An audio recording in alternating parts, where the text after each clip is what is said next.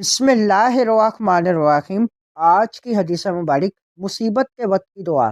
صحیح مسلم حدیث نمبر 918۔ ام المؤمنین حضرت سلمہ رضی اللہ تعالیٰ عنہ نے فرمایا، میں نے سید المرسلین صلی اللہ علیہ وآلہ وسلم کو یہ فرماتے ہوئے سنا، جس مسلمان پر کوئی مصیبت آئے اور وہ اللہ تعالیٰ کے حکم کے مطابق یہ پڑھے انا للہ و انا الیہ راجعون، اور یہ دعا کرے اللہم اجرنی فی مصیبتی و اخلف لی خیرا منہا،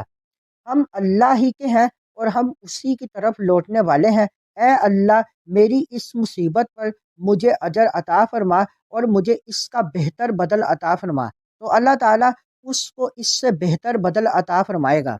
حضرت سلمہ رضی اللہ تعالیٰ عنہ فرماتی ہیں، جب میرے پہلے شوہر حضرت ابو سلمہ رضی اللہ تعالیٰ عنہ کا انتقال ہوا تو میں نے سوچا کہ مسلمانوں میں ان سے بہتر کون ہوگا، وہ تو پہلے گھر والے ہیں جنہوں نے رسول اللہ صلی اللہ علیہ وآلہ وسلم کی طرف ہجرت کی۔ بہرحال میں نے یہ دعا پڑھ لی تو اللہ تعالیٰ نے مجھے رسول اللہ صلی اللہ علیہ وآلہ وسلم کے حرم میں جگہ عطا فرما دی،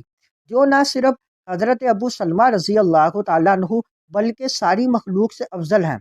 اللہم اجرنی کے بجائے اللہم آجرنی بھی پڑھا جا سکتا ہے، البتہ اس دعا میں اجرنی پڑھنا غلط ہے۔ مصیبت انسان کے بس کی نہیں، لیکن مصیبت میں کیا کہنا ہے یہ اللہ نے خود سکھا دیا۔ اسلام یہ نہیں کہتا کہ غم نہ کرو، بلکہ یہ کہتا ہے غم میں اللہ کو یاد کرو اور اپنے نقصان کے بدلے اللہ سے بہتر کی امید رکھو۔ انا للہ و انا الیہ راجعون، یہ صرف زبان کا ذکر نہیں بلکہ دل کا یقین ہے کہ ہم اللہ کے ہیں اور اللہ اپنے بندوں کو کبھی بے سہارا نہیں چھوڑتا۔ اور جب بندہ کہتا ہے اللہم اجرنی فی مصیبتی و اخلف لی خیرا منہا، اے اللہ اس مصیبت میں مجھے اجر دے اور اس کا بہتر بدل عطا فرما، تو اللہ تعالیٰ کبھی اسے خالی نہیں لوٹاتا، یا دل بدل دیتا ہے یا حالات، یا پھر وہ ایسی نعمت عطا کرتا ہے جس کا کبھی گمان بھی نہ ہو۔